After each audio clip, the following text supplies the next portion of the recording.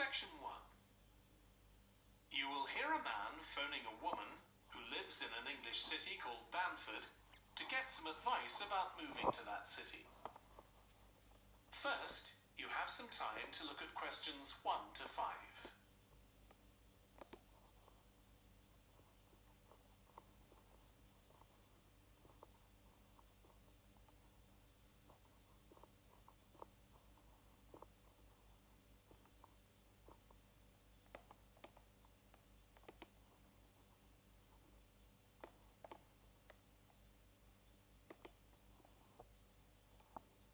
You will see that there is an example that has been done for you.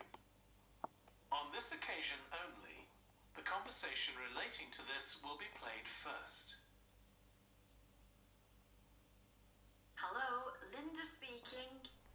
Oh, hi, Linda. This is Matt Brooks. Alex White gave me your number. He said you'd be able to give me some advice about moving to Bamford. Yes, Alex did mention you. How can I help? Well, first of all, which area to live in? Well, I live in Dalton, which is a really nice suburb. Not too expensive, and there's a nice park. Linda recommends a suburb called Dalton, so Dalton has been written in the space. Now we shall begin. You should answer the questions as you listen, because you will not hear the recording a second time. Listen carefully and answer questions 1 to 5. Hello, Linda speaking. Oh, hi, Linda. This is Matt Brooks. Alex White gave me your number. He said you'd be able to give me some advice about moving to Bamford. Yes, Alex did mention you. How can I help? Well, first of all, which area to live in? Well, I live in Dalton, which is a really nice suburb. Not too expensive, and there's a nice park. Sounds good. Do you know how much it would be to rent a 2-bedroom flat there? Yeah, you should be able to get something reasonable for £850 per month. That's what people typically pay. You certainly wouldn't want to pay more than £900. That doesn't include bills or anything. No, that sounds all right. I'll definitely have a look there. Are the transport links easy from where you live? Well, I'm very lucky. I work in the city centre, so I don't have to use public transport. I go by bike. Oh, I wish I could do that. Is it safe to cycle around the city? Yes, it's fine. And it keeps me fit. Anyway, driving to work in the city centre would be a nightmare because there's hardly any parking. And the traffic during the rush hour can be bad. I'd be working from home, but I'd have to go to London 1 or 2 days a week. Oh, that's perfect. Getting to London is no problem. There's a fast train every 30 minutes, which only takes 45 minutes. That's good. Yeah, the train service isn't bad during the week, and they run quite late at night. It's weekends that are a problem. They're always doing engineering work, and you have to take a bus to Haddam and pick up the train there, which is really slow. But other than that, Bamford's a great place to live. I've never been happier. Before you hear the rest of the conversation, you have some time to look at questions 6 to 10.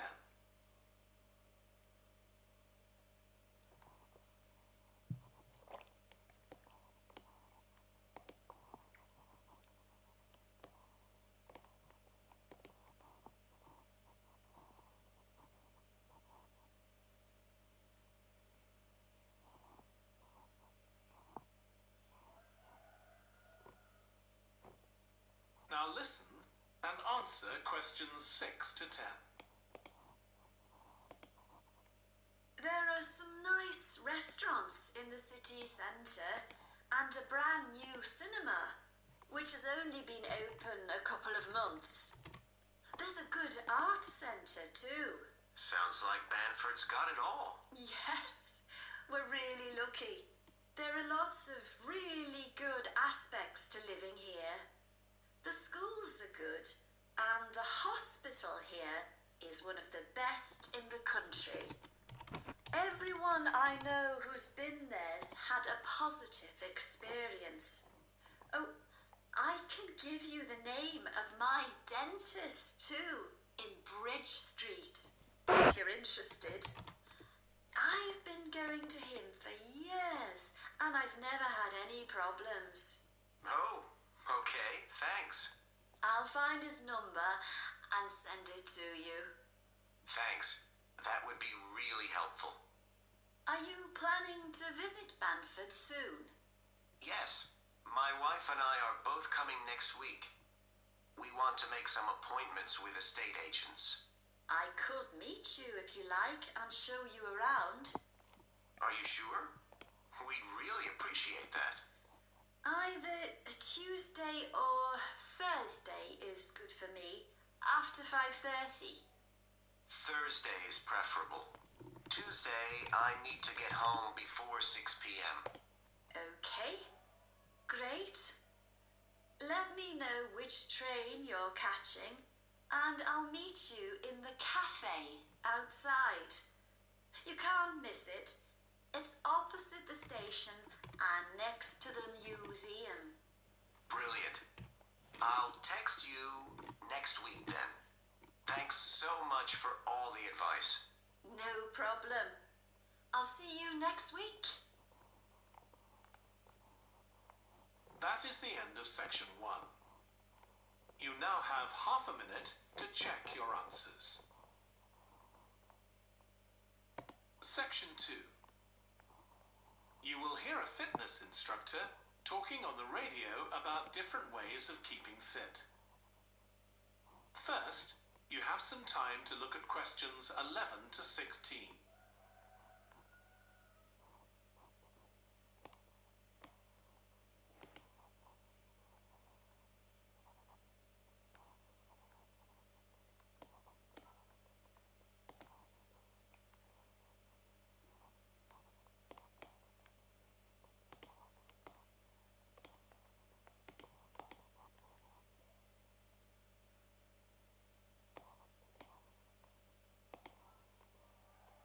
Now listen carefully and answer questions 11 to 16.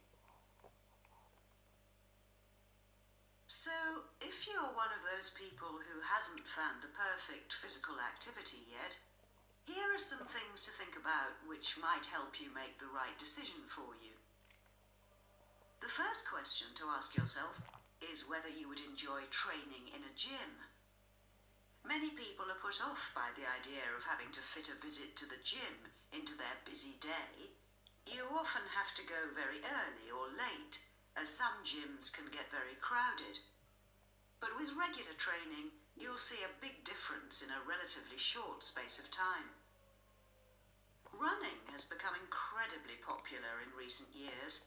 That's probably got a lot to do with the fact that it's a very accessible form of exercise. Anyone can run, even if you can only run a few meters to begin with. But make sure you get the right shoes. It's worth investing in a high-quality pair, and they don't come cheap. Another great thing about running is that you can do it at any time of day or night. The only thing that may stop you is snow and ice. Swimming is another really good way to build fitness. What attracts many people is that you can swim in an indoor pool at any time of year. On the other hand, it can be quite boring or solitary. It's hard to chat to people while you're swimming lengths. Cycling has become almost as popular as running in recent years. That's probably because, as well as improving their fitness, many people say being out in the fresh air in a park or in the countryside can be fun. Provided the conditions are right, of course. Only fanatics go out in the wind and rain. Yoga is a good choice for those of you looking for exercise which focuses on developing both a healthy mind and body. It's a good way of building strength, and with the right instructor, there's less chance of hurting yourself than with other more active sports. But don't expect to find it easy. It can be surprisingly challenging, especially for people who aren't very flexible. Getting a personal trainer is a good way to start your fitness program. Obviously, there can be significant costs involved, but if you've got someone there to encourage you and help you achieve your goals, you're less likely to give up. Make sure you get someone with a recognized qualification, though, or you could do yourself permanent damage. Before you hear the rest of the radio program, you have some time to look at questions 17 to 20.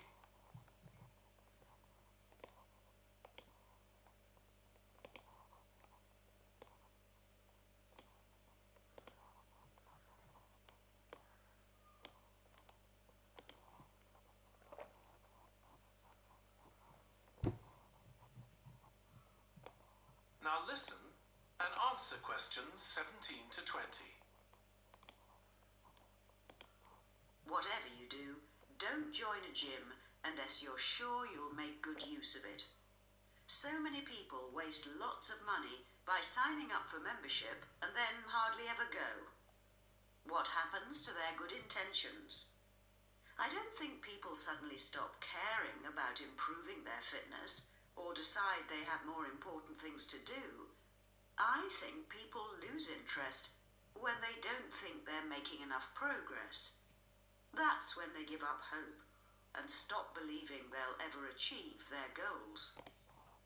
Also, what people sometimes don't realize when they start is that it takes a lot of determination and hard work to keep training week after week, and lots of people don't have that kind of commitment. One thing you can do to help yourself is to set manageable goals.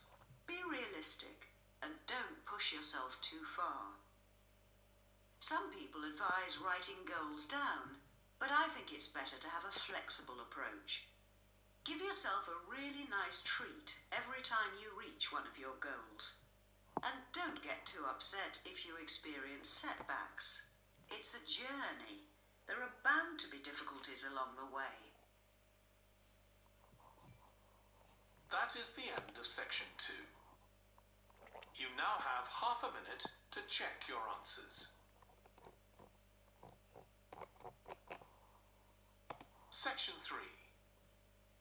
You will hear a textile design student called Jim discussing his project on using natural dyes for colouring fabrics with his tutor. First, you have some time to look at questions 21 to 24.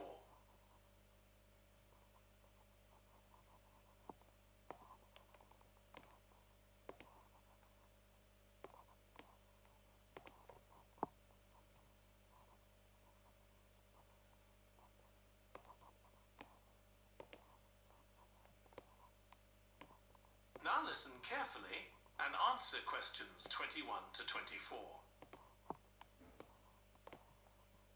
Okay, Jim. You wanted to see me about your textile design project. That's right. I've been looking at how a range of natural dyes can be used to colour fabrics like cotton and wool. Why did you choose that topic? Well, I got a lot of useful ideas from the museum, you know, at that exhibition of textiles. But I've always been interested in anything to do with colour. Years ago, I went to a carpet shop with my parents when we were on holiday in Turkey, and I remember all the amazing colours. They might not all have been natural dyes. Maybe not, but for the project, I decided to follow it up. And I found a great book about a botanic garden in California that specialises in plants used for dyes. Okay, so in your project, you had to include a practical investigation. Yeah. At first I couldn't decide on my variables. I was going to just look at one type of fibre, for example, like cotton. And see how different types of dyes affected it? Yes. Then I I decided to include others as well. So I looked at cotton and wool and nylon. With just one type of dye? Various types, including some that weren't natural, for comparison. Okay. So I did the experiments last week. I used some ready-made natural dyes. I found a website which supplied them. They came in just a few days, but I also made some of my own. That must have taken quite a bit of time. Yes. I thought it'd just be a matter of a teaspoon or so of dye, and actually that wasn't the case at all. Like, I was using one vegetable, beetroot, for a red dye, and I had to chop up a whole pile of it. So it all took longer than I'd expected. One possibility is to use food colourings. I did use one. That was a yellow dye, an artificial one. Tartrazine? Yeah, I used it on cotton first. It came out a great colour. But when I rinsed the material, the colour just washed away. I'd been going to try it out on nylon, but I abandoned that idea. Were you worried about health issues? I thought if it's illegal food colouring, it must be safe. Well, it can occasionally cause allergic reactions, I believe. Before you hear the rest of the discussion, you have some time to look at questions 25 to 30.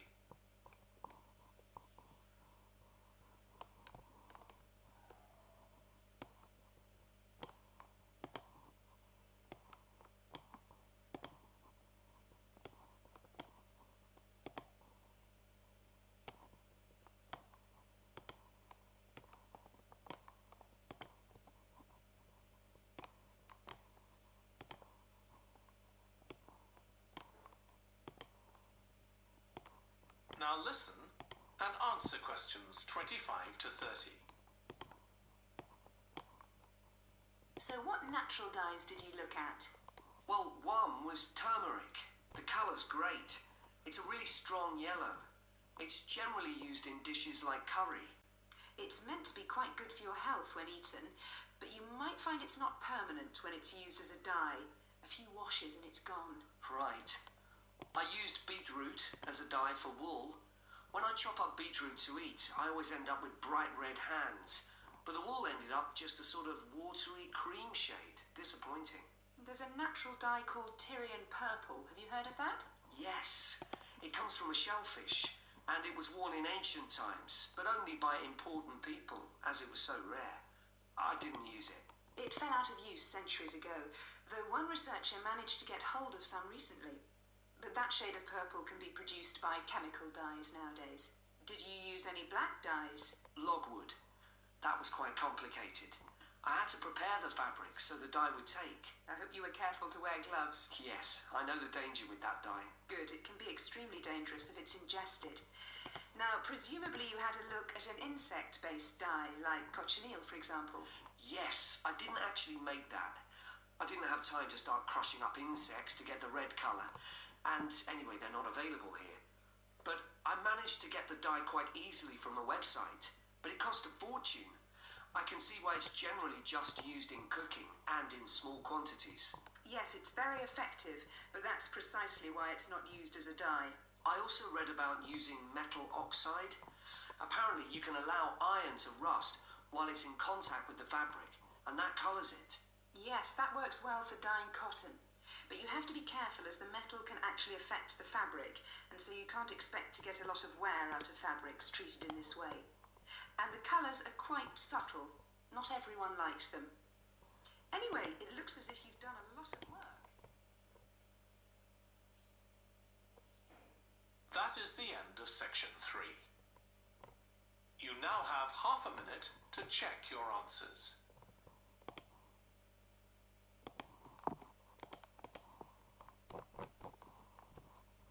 Section 4. You will hear part of a biology lecture about an animal called the sleepy lizard that is common in parts of Australia. First, you have some time to look at questions 31 to 40.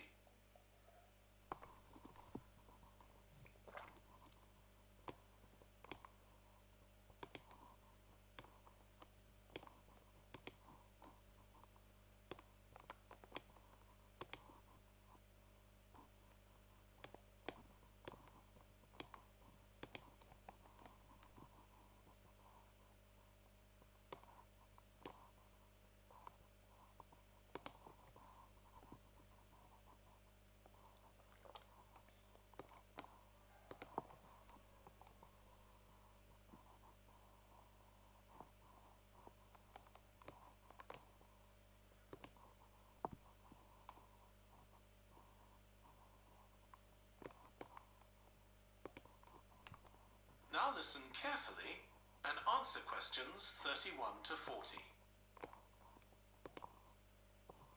Last week we started looking at reptiles, including crocodiles and snakes.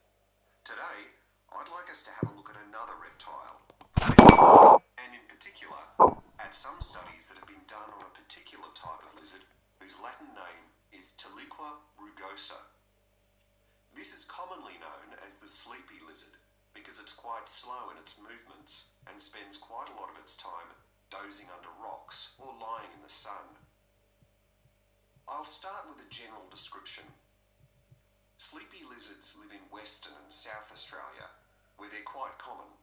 Unlike European lizards, which are mostly small, green and fast-moving, sleepy lizards are brown, but what's particularly distinctive about them is the colour of their tongue, which is dark blue, in contrast with the lining of their mouth, which is bright pink.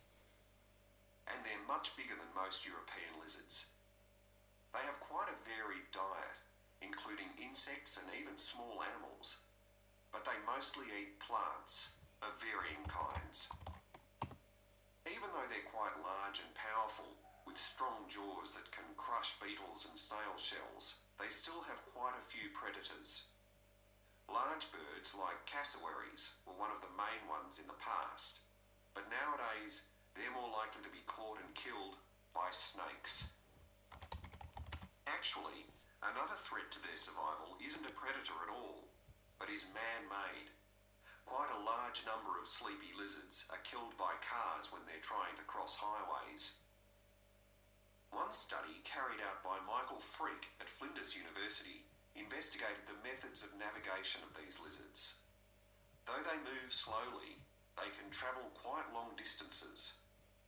And he found that even if they were taken some distance away from their home territory, they could usually find their way back home as long as they could see the sky. They didn't need any other landmarks on the ground.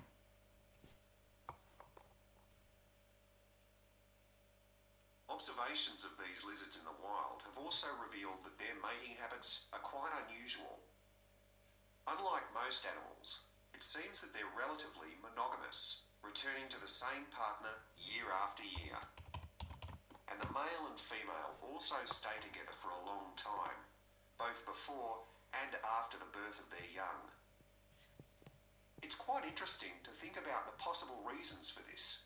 It could be that it's to do with protecting their young. You'd expect them to have a much better chance of survival if they have both parents around. But in fact, observers have noted that once the babies have hatched out of their eggs, they have hardly any contact with their parents. So there's not really any evidence to support that idea. Another suggestion is based on the observation that male lizards in monogamous relationships tend to be bigger and stronger than other males.